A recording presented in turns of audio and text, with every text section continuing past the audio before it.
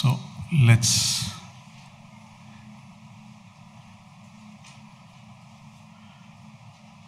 commit God's word. Father, we thank you for this time you've given us, and we especially commit your precious word. Pray, dear Lord, that you will lead us and guide us through this time. Be with your servants who stand in your name, and may this time be a blessing and coming close to you. Thank you, Lord. In Lord Jesus' most precious name we pray. Amen. The verse I want to say is already on your screen. 1 Samuel 20:18. ఈ ఉదయకాలపు ధ్యానం కొరకై సమూయేలు రాసిన మొదటి గ్రంథం 20వ అధ్యాయం 18వ వచనం చూసుకుందాం. సమూయేలు రాసిన మొదటి గ్రంథం 20వ అధ్యాయం 18వ వచనం. మరియు యోనాతాను దావీదుతో ఇట్లనెను, రేపటి దినము అమావాస్య, నీ స్థలము ఖాళీగా కనబడును గదా. The background of this, many of you, most of you may know, is King Saul is looking to kill David. మనకందరికీ తెలుసు, రాజు అయినటువంటి సౌలు దావీదును చంపాలని తలపెడుతూ వెతుకుతున్నాడు. And therefore David is escaping, and therefore he could not be part of an event that he was usually part of. ఆ కారణాన్ని బట్టి ఎప్పుడు ఉండాల్సినటువంటి ఆ యొక్క పరిస్థితుల్లో దావీదు అక్కడ లేకుండా మనం చూస్తున్నాం. But I just want you to focus on this part, the second part, saying you will be missed because your seat will be empty. నీవు నీ స్థలము ఖాళీగా కనబడును అనేటువంటి మాట ఇక్కడ చూస్తున్నాం. You know, today we have gathered here on a Sunday morning and we see two people who used to come very regularly. Their seats are empty. మనమందరము ప్రభు దినములో ఉదయకాలం ప్రభు సన్నిధికి వచ్చాం. Two people who used to తప్పకుండా దేవుని సన్నిధిలో కనపడుతూ వస్తున్నటువంటి ఇద్దరు మన మధ్య లేకపోవటం మనకు తెలుసు. Two people who used to come even when they were extremely unwell, they are not here today. Their seats are empty. వారికి అనారోగ్యముగా ఉంటున్నప్పటికీ సైతము వారు దేవుని మందిరానికి వచ్చేటువంటి వారు మనకి ఇప్పుడు కనపడట్లేదు. And some of us sitting here, you would be missing them. మనలో ఇక్కడ కూర్చున్నటువంటి వారు చాలామంది వారిని మనం పోగొట్టుకున్నటువంటి ఖాళీ మనకున్నది. You would be going through much grief, or you have gone through much grief. అందుకు ఆ కారణాన్ని బట్టి మనలో దుఃఖము వేదన ఉండవచ్చు. Someone said like this, grief is the price you pay for the love you received. ఒకరు ఇలా చెప్పారు, ఏంటంటే నీ మనోవేదన కానీ మనో దుఃఖం అనేది ఎంత ఎక్కువ ఉంటుందంటే నువ్వు దాన్ని ఎంతగా ప్రేమిస్తావో అంతగా ఆ యొక్క దుఃఖం కూడా నీకు కలుగుతుంది. In other words, when we love someone deeply, the price we pay for having enjoyed that love is grief. దాన్ని సరిగా చెప్పాలనంటే ఎవరినైనా మనం బహుగా ప్రేమిస్తే వారిని పోగొట్టుకున్నప్పుడు ఆ ఎంతగా ప్రేమించామో ఆ వెలను మనము పోగొట్టుకుంటున్నట్టు. But that's not what I'm trying to say today. Today I would like to talk of, as a church, what is the Lord saying to us through the passing away of our loved ones. సంఘముగా మనం ప్రేమించినటువంటి వారు మన మధ్య నుంచి తీసుకుని కొనిపోబడుతున్నప్పుడు దేవుడు మనతో ఏం మాట్లాడుతున్నాడు? I believe God wants us to learn some important things, especially about the priorities of life. మన జీవితాల్లో మనం దేనికి ప్రాధాన్యత ఇస్తున్నామో దాని విషయమై దేవుడు మనతో మాట్లాడాలని నేను అనుకుంటున్నాను. So I'll ask a question at this point. ఇప్పుడు ఈ అందరికీ ఒక ప్రశ్న ఈ సమయంలో అడుగుతున్నాం. Who are the people of your life whose death you fear most? నీ జీవితంలో ఎవరి మరణము నిన్ను ఎక్కువగా భయపెడుతుందో ఒకసారి ప్రశ్న వేసుకో. That means, who are the people that you fear? What if these people die before me? మరి అర్థం కావాలనంటే నా జీవితంలో ఒకవేళ వీరు చనిపోతే ఇది నాకు చాలా కష్టము లేదా భయము కలుగుతుంది అనేది మీరు ఎవరి గురించి ఆలోచిస్తున్నారు? This fear you can feel regarding your spouse, your children, your parents, or someone else. సహచరుల గురించి కావచ్చు, బిడ్డల గురించి కావచ్చు, తల్లిదండ్రుల గురించి కావచ్చు, భార్యాభర్తలు వారి గురించి కావచ్చు. And this fear is a real fear because death can happen anytime. It is real. ఇది నిజమైనటువంటి భయమేనండి. ఎందుకంటే వాస్తవానికి మరణం అనేది అందరికీ అది ప్రాప్తిస్తుంది. Death does not respect anybody's age. మరణం అనేది ఎవరిని కూడా అది గౌరవించదు. You may be young, healthy, full of vitality, and yet death does not respect that. నీవు యవనస్తుడిగా ఉంటూ వయసులో ఉంటూ మంచి ఆరోగ్యం కలిగి ఉన్నప్పటికి కూడా మరణము నిన్ను సంధించకూడదనేటువంటి దానికి ఎటువంటి వ్యత్యాసం ఉండదు. So as believers, how do we live a life of peace and even enjoy life amidst this uncertainty of life? కాబట్టి విశ్వాసులముగా దేవుని ఎరిగినటువంటి వారముగా ఈ అనిశ్చలమైనటువంటి పరిస్థితుల్లో మనం ఎలాగూ శాంతిగా సమాధానంగా బ్రతకగలం? There are some principles the Bible teaches us. దేవుని వాక్యం మనకు కొన్ని సూత్రాలు చెప్తుంది that we can follow. అవి వాటిని మనం వెంబడించాలి. Today I want to share 4 things we can follow. ఈ ఉదయకాలమందు అటువంటివి 4 సంగతులు మీతో పంచుకోవాలనుకుంటున్నాం. First is, మొట్టమొదటిగా pray to the Lord and ask him for the grace to accept death as a part of life. మొట్టమొదటిగా మనము దేవునికి ప్రార్థన చేద్దాం. ఏంటంటే, ప్రభువా, మరణం అనేది నా జీవితంలో ఒక భాగముగా నేను అర్థం చేసుకోవటానికి నాకు సహాయం చేయి. Because just as the Lord has planned our life, he has planned our death. దేవుడు మన జీవితాన్ని లోకంలో ఎలాగైతే చేస్తున్నాడో అలాగే మరణము కూడా, అది కూడా ఒక భాగమే. Which verse says that? వాక్యంలో ఎక్కడ చెప్పబడింది? See Psalm 139:16. కీర్తన 139:16 వచనం చూసినట్లయితే, నేను పిండమునై ఉండగా నీ కన్నులు నన్ను చూచెను, నియమింపబడిన దినములలో ఒకటైనను కాక మునిపే నా దినములన్నీ నీ గ్రంథములో లిఖితములాయెను. Death is not an accident, it is not surprising for God. He's already planned it. మరణం అనేది అది ఆశ్చర్యం కాదు, మరణం అనేది ప్రమాదవశాత్తు జరిగేది కాదు, కానీ దేవుని యొక్క ప్రణాళికలో అది ఎప్పుడో నిర్ణయించబడి. If you are born, you will die unless the Lord comes before that. నీవు పుట్టావనంటే నీకు మరణం తప్పదు, కానీ ప్రభు ఒకవేళ వస్తే తప్పితే నీవు మరణించాల్సిందే. Both us and the ones we love will eventually die, and only God knows who is going to go first and who is going to go. మనం కానీ మనం ప్రేమించేటువంటి వారు కానీ మనం ఈ లోకాన్ని విడిచిపెట్టవలసిందే. ఎవరు ముందు వెళ్తారనేది ప్రభువుకే తెలుసు. That is not under our control. అది మన యొక్క అధీనంలో లేదు. And worrying about something that is not under your control will only rob you of today's peace and joy. ఏదైతే మన అధీనంలో లేదో దాని గురించి మనం ఎక్కువ ఆలోచిస్తున్నామంటే అది ప్రస్తుతం మనకు ఉన్నటువంటి శాంతిని, సమాధానాన్ని అది నాశనం చేసేదిగా మనం గమనించాలి. But you can't do anything about it. ఎందుకంటే దాని విషయమై నువ్వేమీ చేయలేవు. Also remember, God loves you and your loved ones more than you love them or they can love you. మరోటి గుర్తుపెట్టుకోండి, నిన్ను గురించి నీవు ప్రేమించేటువంటి వారి గురించి నీకంటే ఎక్కువగా ప్రభు వారిని ప్రేమిస్తున్నాడనే సంగతిని మర్చిపోవద్దు. And most importantly, as believers, remember, when the time comes, God promises that he will be with us. మరి విశేషముగా విశ్వాసముగా సమయం వచ్చినప్పుడు ప్రభు వారు మనకు చేసినటువంటి వాగ్దానం, నేను మీతో కూడా సదాకాలం ఉంటా అనేటువంటి వాగ్దానం మనం మర్చిపోవద్దు. Some journeys in life you have to make alone. Nobody will be with you. Even those who love you most will not be with you. కొన్ని ప్రయాణాలు ఈ లోకములో మనం ఒంటరిగా చేయవలసి ఉన్నాయి. మనం ఎంతగా ప్రేమించేటువంటి వారైనా వారు ఆ ప్రయాణాల్లో ఉండరు మనతో పాటు. That's why, but the Lord is with us. అందుకనే ప్రభు వారు మనతో ఉన్నాడు. That's why Psalm 23:4 says, even though I walk through the valley of shadow of death, I will not fear because you are with me. కీర్తనల గ్రంథం 23వ కీర్తనలో మనకు అందరికీ తెలుసు కదా, గాఢాంధకారపు లోయలో నేను సంచరించినను ఏ అపాయమునకును భయపడను, నీవు నాకు తోడై ఉందువు. So that's the first thing to practice. Ask God for the grace to accept the death of a loved one. కాబట్టి మొట్టమొదటిగా మనం ప్రభువుని అడుగుదాం, ప్రభువా, మరణం అనే దాన్ని ఇదిగో నేను దాన్ని అంగీకరించడానికి నాకు కావాల్సిన కృపను నీవు అనుగ్రహించు. The second thing is, రెండవదిగా, let us learn to encourage and appreciate people. మనము ఇతరులను ప్రోత్సహించడానికి, వారిని బలపరచడానికి, వారిని అభినందించడానికి పూనుకుందాం. The Bible says, therefore let us encourage one another and build up each other. ఆ వాక్యములు మనకందరికీ తెలుసు. మనము ఒకరినొకరు ప్రోత్సాహపరుద్దాం అనేటువంటి వాక్యం మనం వాక్యంలో చూస్తున్నాం. 1 Thessalonians 5:11 says that. తెస్సలోనికీయులకు రాసిన మొదటి పత్రిక 5వ అధ్యాయం 11వ వచనంలో మాటను మనం చూడవచ్చు. Now just imagine for discussion, if you know the exact date of the death of your loved one, what would you have done? ఒకసారి ఆలోచిద్దాం.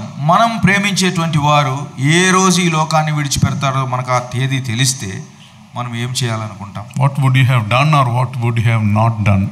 మనం ఏమి చేయాలనుకుంటాము, వారి విషయమై ఏమి చేయకూడదు అనుకుంటాం. Would you have taken that trip you always talked about?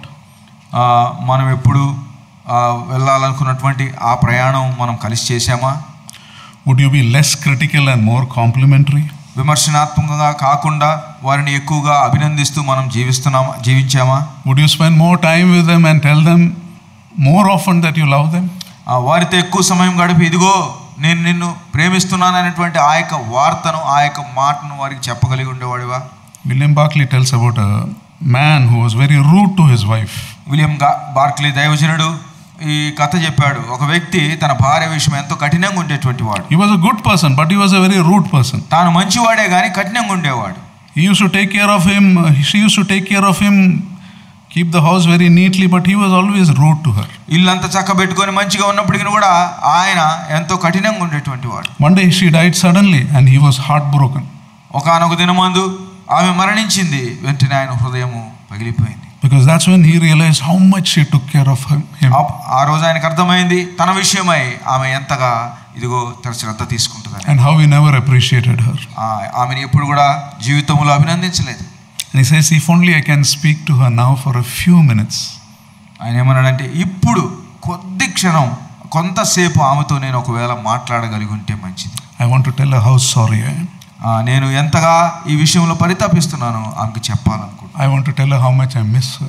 ఆమెను ఎంతగా నేను కోల్పోతున్నానో అది ఆమెకు చెప్పాలని అనుకుంటున్నాను. Usually we appreciate people after we've lost them.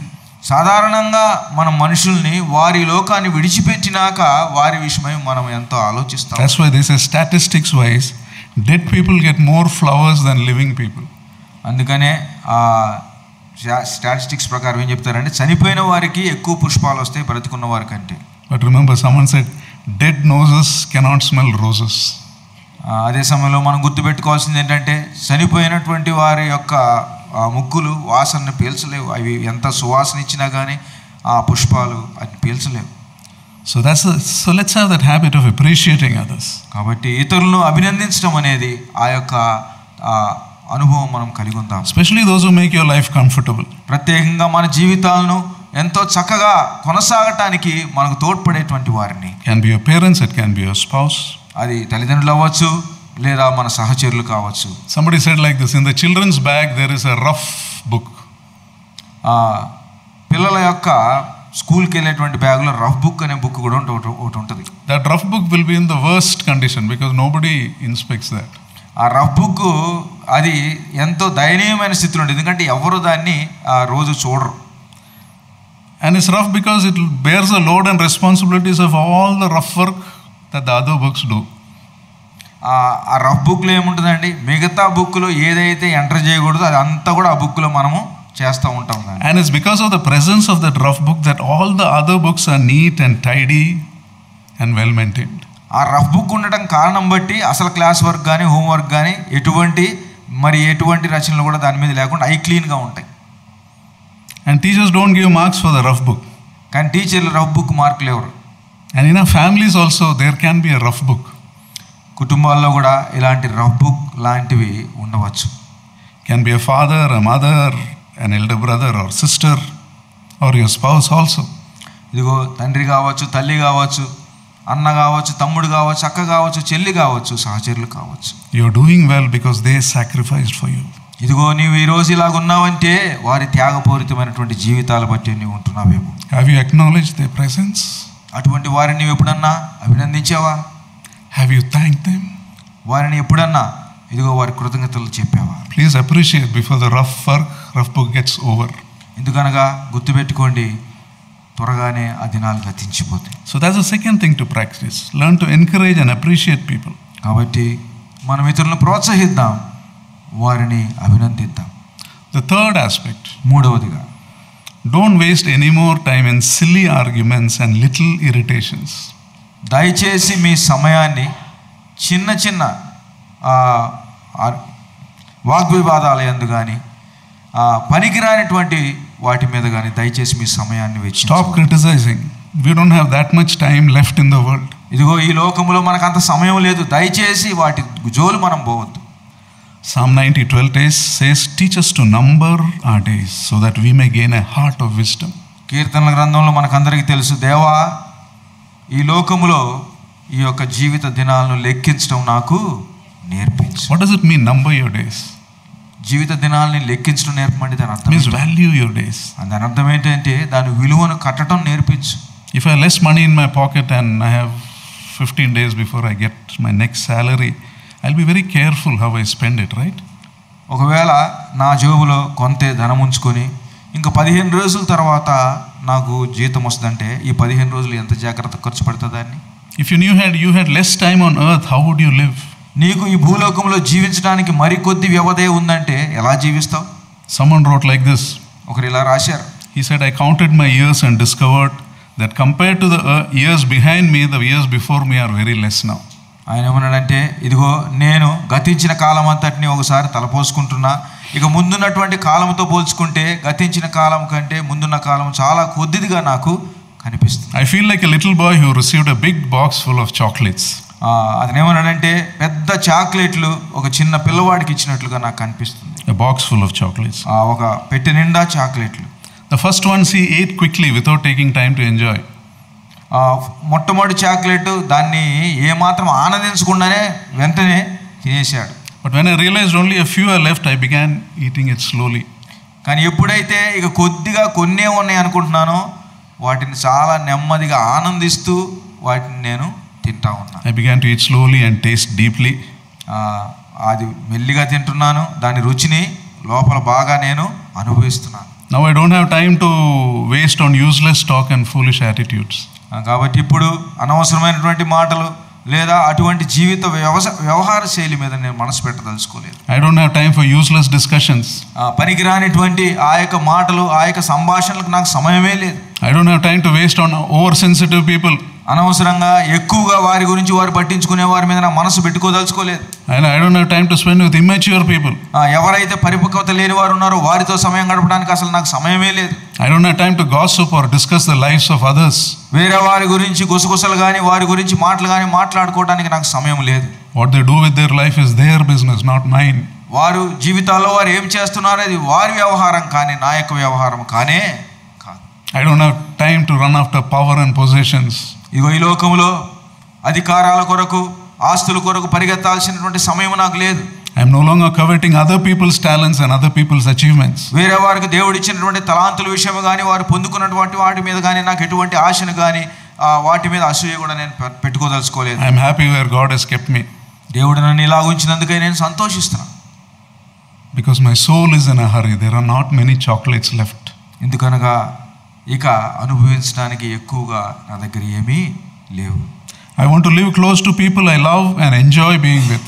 నన్ను ప్రేమించే వారి చుట్టూ నేను ఎక్కువ సమయం గడిపి వారితో ఉన్నటువంటి ఆ యొక్క సంబంధాన్ని లేదా ఆ యొక్క ఫెలోషిప్ని నేను అనుభవించాలనుకుంటున్నాను. I want to live with people who love me for who I am and not people who use me. నేను ఎలాంటి వాడైనప్పటికీ నన్ను ప్రేమించేటువంటి వారితో నేను సమయం గడపాలనుకున్నా కానీ నన్ను వాడుకునే వారితో నేను సమయం గడపాలనుకోవట్లేదు. I want to live close to people who have never left me in my tough times. నాకున్న కష్ట సమయాల్లో నన్ను విడిచిపెట్టకుండా ఉన్న వారితో నేను ఉండాలని అనుకుంటున్నాను. I don't want to waste any more chocolates. ఇదిగో ఇక నా దగ్గర ఉన్నటువంటి చాక్లెట్లు ఏది కూడా నేను waste చేయదలుచుకోలేదు. Also someone said like this, start using the things of your home. Don't save it for another day. Start using the things in your house. మీ ఇంట్లో ఉన్నటువంటి వాటిని వాడటం ముందుగా మీరు నేర్చుకోండి. Don't wait for special days because the special day may not come. ప్రత్యేకమైన రోజు అంటూ ఏది రాదు. One man's wife had just passed away. It was a newspaper article in 1985. 1985వ సంవత్సరంలో ఒక న్యూస్ పేపర్ ఆర్టికల్ ఎలా వచ్చింది, ఒక వ్యక్తి తన భార్యను కోల్పోయాడు. As they were preparing a body for the funeral, the husband was asked to get one of his wife's good dresses to put on her. ఆ సమాధి కార్యక్రమానికి సిద్ధపరుస్తుండగా భర్తకు చెప్పారు, ఇదిగో ఆమె ప్రేమించేటువంటి ఏదన్నా ఆమె ఎక్కువగా విలువనిచ్చేటువంటి దుస్తులు ఏమైనా ఉంటే అవి తీసుకొని రమ్మన్నారు. So the husband and another friend, they go to the house and open the cupboard where she kept the clothes. ఆ యొక్క భర్త తర్వాత తన యొక్క స్నేహితుడు ఇద్దరు కలిసి వెళ్ళి ఆమె ఎక్కడైతే దుస్తులు పెడుతుందో ఆ కబోర్డ్ తెరిచారు. And as they were looking, they found an wrapped package, unopened package. వారు అలా చూస్తుంటే తెరువబడినటువంటి ఒక ప్యాకెట్ కనిపించింది. The husband knew what that package was. ఆ ప్యాకేజ్ ఏంటో భర్తకు తెలుసు. It was a very costly dress of his wife. The price tag was still on the dress. అది ఎంతో విలువైనటువంటిది, దాని వెల కూడా ఆ యొక్క ప్యాకెట్ మీద ఇంకా ఉంది. And the husband tells his friend, అప్పుడు తన స్నేహితునితో చెప్తున్నాడు, she brought this dress 8 or 9 years back, never wore it. ఇదిగో 8-9 సంవత్సరాల క్రితం ఇది తెచ్చుకుంది కానీ ఎన్నడూ దీన్ని ధరించలేదు. Because she was keeping it for a special day. ఎందుకంటే ఇది ఒక ప్రత్యేకమైన రోజు వస్తుంది, ఆ రోజు నేను ధరించుకోవాలని దాచుకుంటూ. And then he says, I guess today. అప్పుడు ఆయన అన్నాడు, ఒకవేళ ప్రత్యేకమైన రోజు ఈ రోజేనేమో. Then he says this, don't save anything for a special occasion. Every day is a special occasion. ఈ మాట ఎందుకు చెప్తున్నామంటే ఏదో ప్రత్యేకమైన దినం మీ జీవితంలో వస్తుంది అనుకోవద్దండి. ప్రతి రోజు కూడా మీ జీవితంలో అది ప్రత్యేకమైనదే. Every moment you open your eyes, every morning, remember it is a special day, gift from the King of Kings. ఇదిగో ప్రతిరోజు నీ ఉదయకాలమందు నీ కన్నులు తెరిచి ఇదిగో నూతన దినములోను ప్రవేశించావంటే దేవాతి దేవుడు మనకు అది అనుగ్రహించినటువంటి దినముగా మనం దాన్ని అనుభవిద్దాం. Also, if someone has hurt you, forgive that offense today. ఇదిగో ఎవరన్నా నిన్ను బాధపరిచుంటే దయచేసి దాన్ని ఈ రోజే మీరు క్షమించండి. If you love someone, tell them that you love them today. ఇదిగో ఎవరన్నా నువ్వు ప్రేమిస్తున్నావు అంటే వారితో చెప్పు, ఇదిగో నేను ఈ రోజు నేను ప్రేమిస్తున్నానని. If you have to do something, do it today. If it's worth it, do it today. ఏదైనా చేయాలనుకుంటే ఈ రోజు చేయడానికి కుదిరితే ఈ రోజు చేయండి. And like we said, don't waste another moment with silly arguments and little irritations. కాబట్టి దయచేసి మీకున్నటువంటి దినాల్లో మరి ఒకసారి ఈ యొక్క అనవసరమైనటువంటి వాగ్వివాదాల కొరకు, అనవసరమైనటువంటి సంభాషణల కొరకు మీరు సమయాన్ని వెచ్చించండి. And stop criticizing. Stop criticizing. ఇతరులను విమర్శించడం ఆపివేద్దాం. There is a story of a family, husband and wife, Ritika and Aman. Ritika and Aman, story of a husband and wife. మరియు ఆమన్ అనే ఇద్దరు వ్యక్తుల గురించినటువంటి ఒక కథ ఉన్నది. Ritika is a housewife.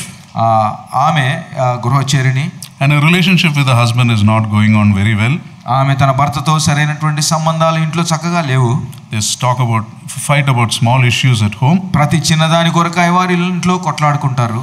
And for 1 month they haven't been talking to each other. ఒక నెలగా 6 రోజులుగా దాదాపుగా ఇద్దరు ఒకరితో ఒకరు మాట్లాడుకోవట్లేదు. The main reason not talking was their ego. No one wanted to be the first to talk. వారు ఒకరితో ఒకరు మాట్లాడిపోవడానికి కేవలం ఏంటంటే వారిలో ఉన్నటువంటి అహం, ఎవరు ముందు మాట్లాడాలనే విషయంలో ఎవరు ముందుకు రావట్లా. One day she was cooking, around 8 p.m. she gets a call. ఒకరోజు ఉదయకాలం 8 గంటలకి ఆమె వంట వండుతుంది, ఒక కాల్ వచ్చింది. The call is from a sub inspector asking her, we need your help to solve a case. We need your help to solve a case. It was from the police. Police station నుంచి ఆ phone వచ్చింది. ఏంటంటే ఇదిగో ఒక case ఉంది, దాంట్లో దాన్ని చేయటానికి, దాన్ని సరిగా దాన్ని అన్వేషించడానికి నీ సహాయం కావాలని వారు చెప్పారు ఆమెతో. She panicked. She tried to call her husband. He was not lifting the call. ఆమె భర్తకు కాల్ చేస్తూ ఉంది. ఆ టైంలో ఆయన ఫోన్ ఎత్తట్లేదు.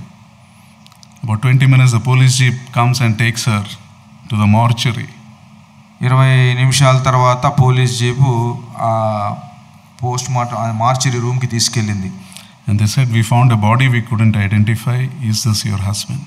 వాళ్ళు ఏం చెప్పారంటే, ఇదిగో ఒక శవాన్ని చూసాము, దాన్ని ఎవరో తెలుసుకోలేకపోయి, ఇదిగో ఇక్కడ ఉన్నాడు నీ యొక్క భర్త. She saw and almost fainted. ఆమె చూసి వెంటనే మూర్ఛపోయింది. The most horrible moment of her life. ఇదిగో తన జీవితంలో ఎంతో అది బాధాకరమైనటువంటి సమయం. Her world had fallen. Everything was over. ఇదిగో తన లోకమంతా, తన జీవితంలో అనుకున్నదంతా కూడా అది బద్దలైపోయింది. You see, this is not an exaggerated thing.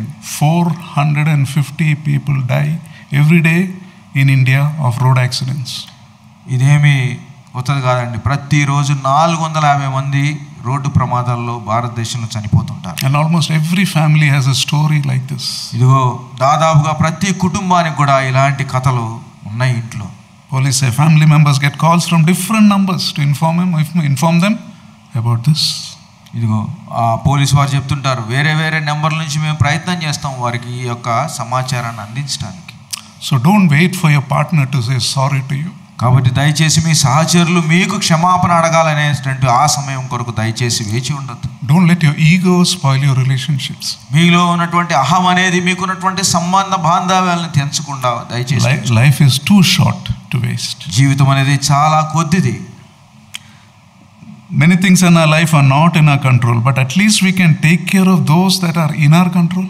అనేకమైనటువంటి మన జీవితంలో సంభవించేవి మన ఆధీనంలో లేవు. కనీసం మన ఆధీనంలో ఉన్న వాటిని సరిగా జరుపుకుందాం. So that's the third thing to practice. కాబట్టి మూడవదిగా దాన్ని మనము అభ్యసిద్దాం. Value your relationships. మనకున్నటువంటి సంబంధ బాంధవ్యాలకు మనం విలువిద్దాం. Stop criticizing. We may not have that much time left. వారిని విమర్శించడం మానేద్దాం, మనకు అంత సమయం లేదు. And the fourth and the last one, నాలుగవదిగా చివరిగా, make every effort to make sure that you and your loved ones have the right relationship with God.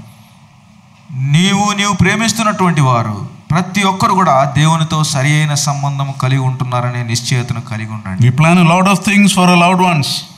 మనం ప్రేమించినటువంటి వారి కొరకై ఎన్నో వాటిని మనం వారి కొరకై ప్రణాళికలు వేస్తాం. But many times we plan with the wrong priorities. కానీ వారు చేసేటువంటి ఆ ప్రణాళికలన్నీ ప్రాధాన్యతలు దేవునితో కాకుండా వారు మరి వేరే విధంగా వాటిని ప్రణాళిక వేస్తారు. We plan our children's education but neglect the things of God. ఇదిగో వారి యొక్క చదువుల గురించి ఎంతో ఆలోచిస్తాము, కానీ దేవుని విషయాల గురించి వారి విషయంలో మనం నెగ్లెక్ట్ చేస్తాం. We are serious about sending them regularly to schools and colleges and tuition, but we are not serious in bringing them to the house of God. వారిని స్కూల్స్కి, ట్యూషన్లకి, కాలేజీలకి పంపించే విషయంలో ఎంతో శ్రద్ధ కలిగి ఉంటాం, కానీ దేవుని సన్నిధికి తీసుకొచ్చే విషయంలో శ్రద్ధ వహించాం. We tell them study, but we are not serious about their time with God. వారిని చదువు అంటుంటాం, కానీ దేవునితో వారు గడిపే సమయం విషయంలో మనం ఏమాత్రం కూడా శ్రద్ధ చూపించాం. And suddenly, if God forbid they were to die, they will go to hell. ఇదిగో ఒకవేళ వారు అనుకోని రీతిగా మరణిస్తే వారు నరకానికి వెళ్తారు.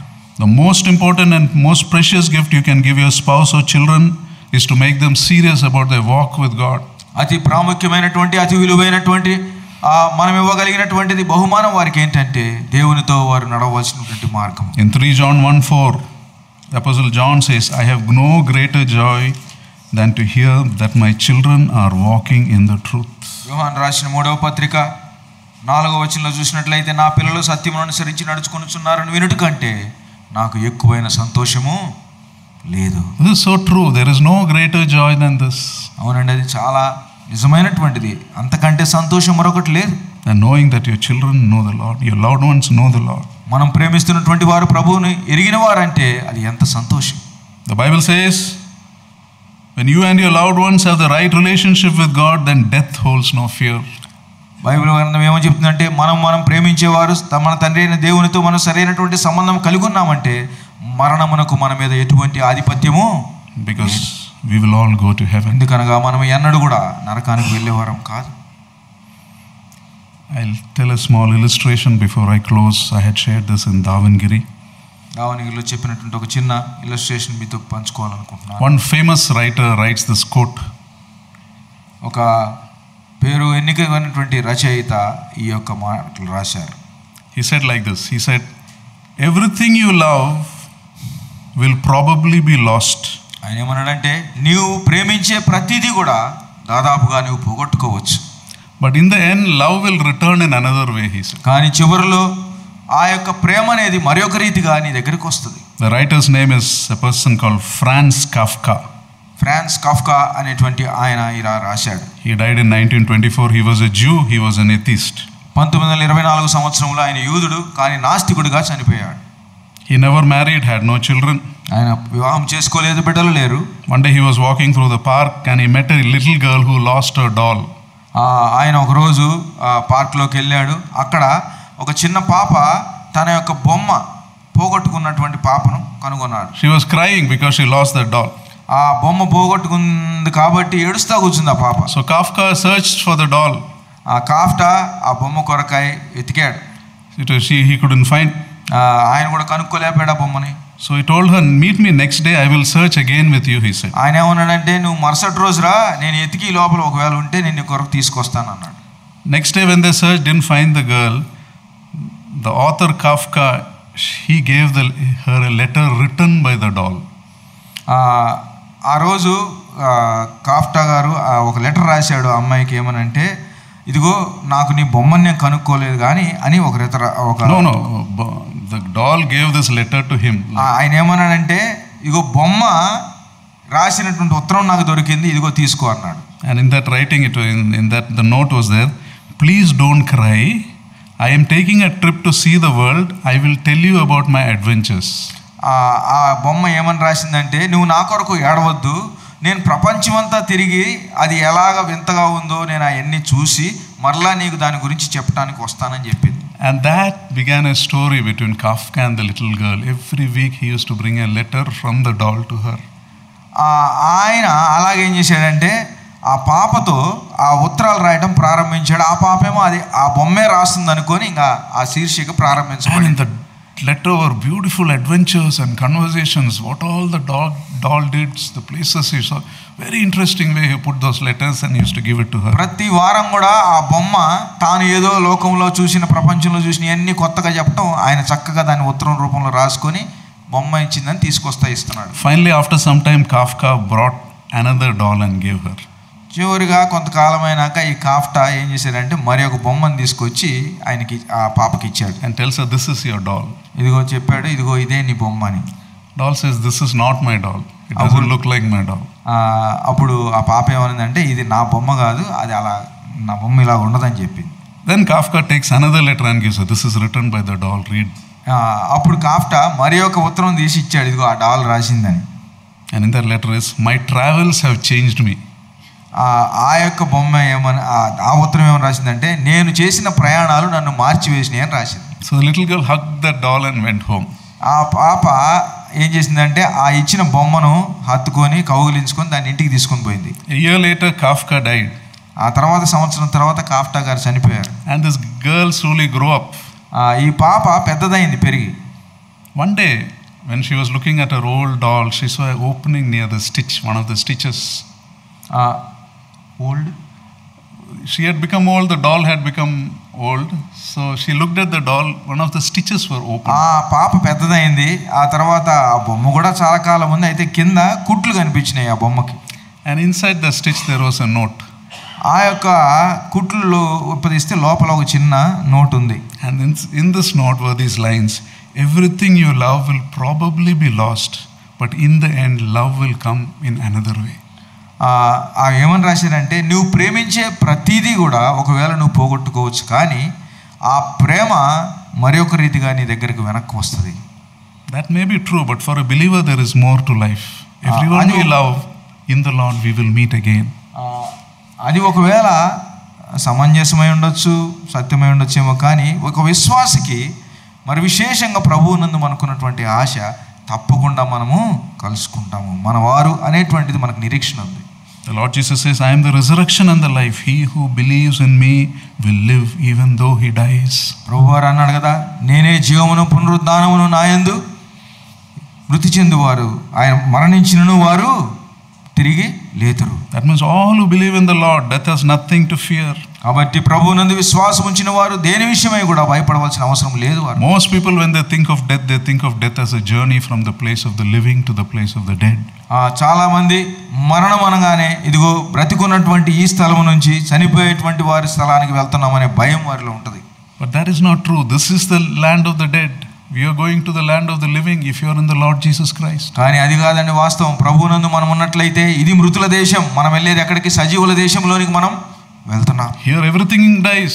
ఇక్కడ ప్రతిదీ కూడా మృతి చెందాల్సిందే. There nothing dies. అక్కడ ఏ మాత్రం కూడా మరణం అనేది ఎవరి మీద శాసనం లేనటువంటి ఆ యొక్క లోకం అది. And when we have the right relationship with God, death is a friend that takes you to a better place. మనం ఎప్పుడైతే మన ప్రభువుతో మన సరైనటువంటి సంబంధము, సహవాసం కలిగి ఉంటామో, అది సరైనటువంటి ఆ దేశానికి మనల్ని తోడుకొని వెళ్తాం. Because after death there is a resurrection. ఎందుకనగా మరణము తర్వాత పునరుద్ధానం ఉన్నది. And because of resurrection everything changes.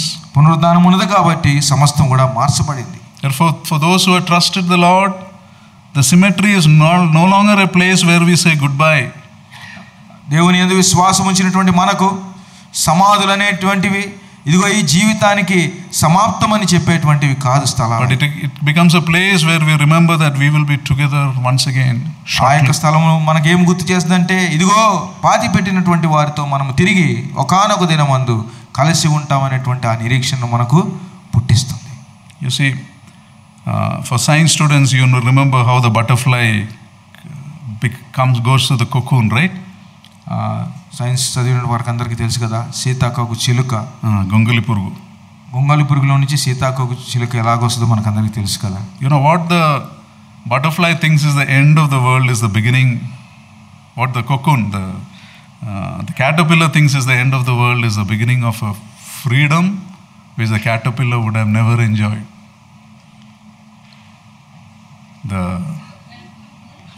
What the caterpillar thinks is the end of his world in the cocoon actually is the beginning of a freedom, butterfly, which he... గొంగళి పురుగు ఆ యొక్క దాంట్లో, చిన్న దాంట్లో ఇదే నా జీవితం అనుకుంటున్నది, సీతాకోక చిలుక ద్వారా అది బయటికి నూతనమైనటువంటి జీవాన్ని కలిగి ముందుకెళ్తుంది. And enjoys a freedom unimaginable. దానికి వచ్చే స్వేచ్ఛ, ఆ తర్వాత ఆ యొక్క చిన్న దాంట్లో నుంచి బయటకు వచ్చినప్పుడు దానికి వచ్చే స్వేచ్ఛ అది ఎంతో గొప్పది. Similarly, those who are trusted in the Lord, even though the coffin is not a box where we hide bodies, but it's a cocoon where God has kept it before we fly.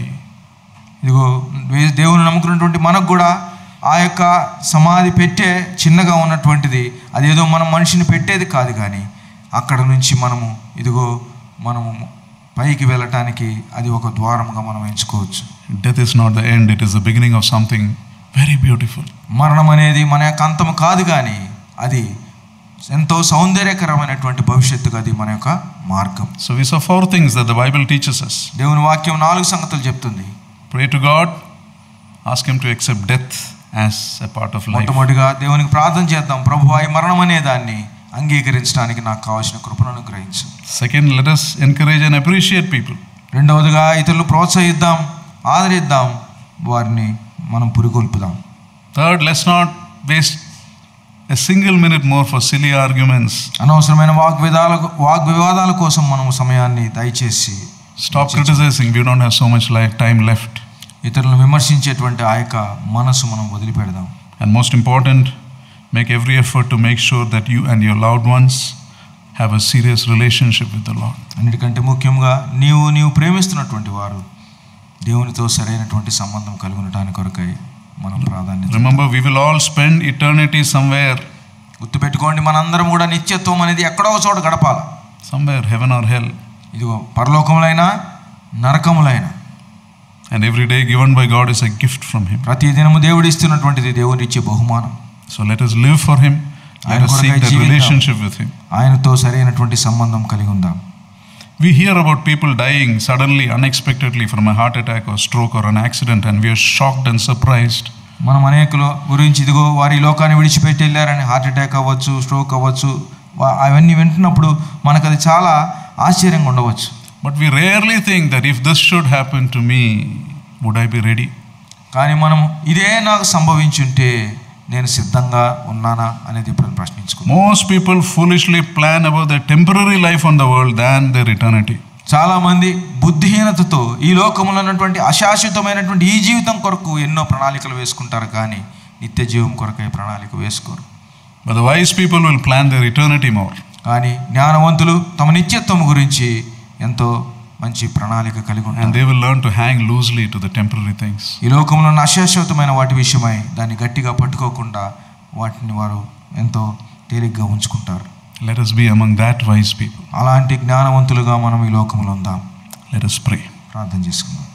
Father, we thank you for this time that you have given us. Thank you for your word that reminds us that death is so close and how we should live life. Live life with intensity, intentionally focusing on a relationship with you. Live a life where we encourage and appreciate people. And give us the grace, Lord, to accept death as a part of life. And maybe not waste time foolishly criticizing people. Lead us, Lord, to live as wise people who lead many to righteousness. You've given us our families to bring them up in your ways, not to bring them up in the way we feel like it or the world tells us how to bring them up. Lord, may we not get washed away by the opinions of the world. May we seek that deep relationship with you. May we be like that wise man who built his house on the rock. We thank you, Lord. In Lord Jesus' most precious name we pray. Amen. Now to him who is able to keep you from falling and to present you before his glorious presence without fault and with great joy, to the only God our Savior, be glory, majesty, power and authority through Jesus Christ our Lord before all ages, now and forevermore. Amen.